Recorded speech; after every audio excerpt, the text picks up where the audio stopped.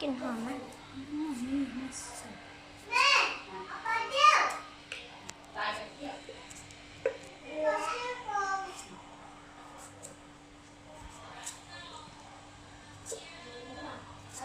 อ่ะ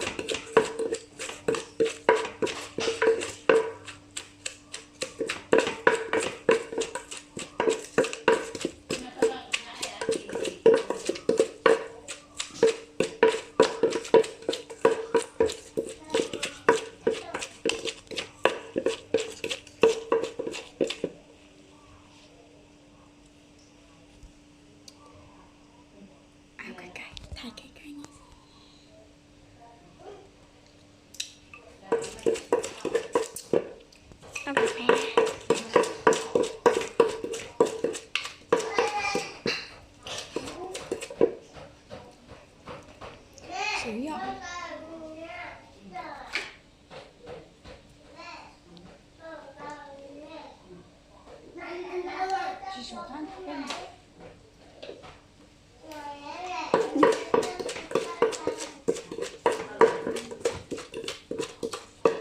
มาใกล้ๆหน่อย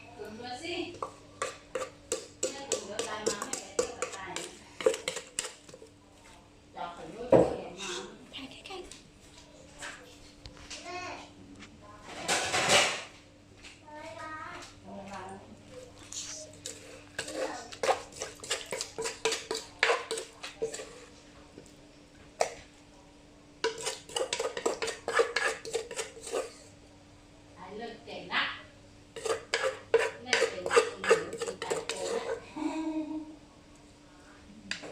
เสร็จแล้วไปเดี๋ยวเอาไปตั้งกี่ไอ้รักกินข้าวแล้วแม่ไม่มีเวลาเดี๋ยวได้มาเอารถเสียงช่วยสิโอ้โหน่ากินจริงน้ำจิ้มนะวันนี้ไม่เปรี้ยว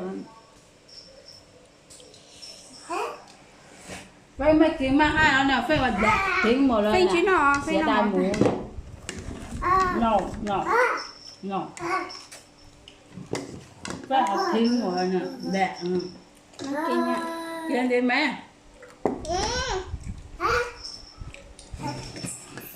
ไปหมดแดกนู่นน่ะพี่นู่นน่ะนี่จะมากินข้าวเลยแล้วมันต้องไปยุ่งๆตรงนั้นเดี๋ยวแม่ตีแล้วเรากินหมู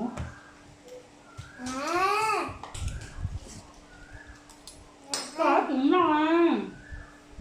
ก็เอาปลาไข่ทิ้งอย่างเดียวอ่ะแดกก็พอแล้วน้องมอสโอเคกินสตางค์แล้วลูกเอาสตางค์ใกล้ๆไม่ถ่ายรูปหมดละโอเคอร่อยจริงๆครับอร่อยมากมากๆเลยนะครับ